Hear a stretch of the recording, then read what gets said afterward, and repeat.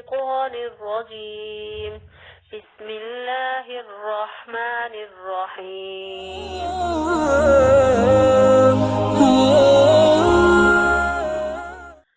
اللهم زينني فيه بالستر والعفاف، واسترني فيه بلباس القنوع والكفاف، واحملني فيه على العدل والإنصاف، وآمني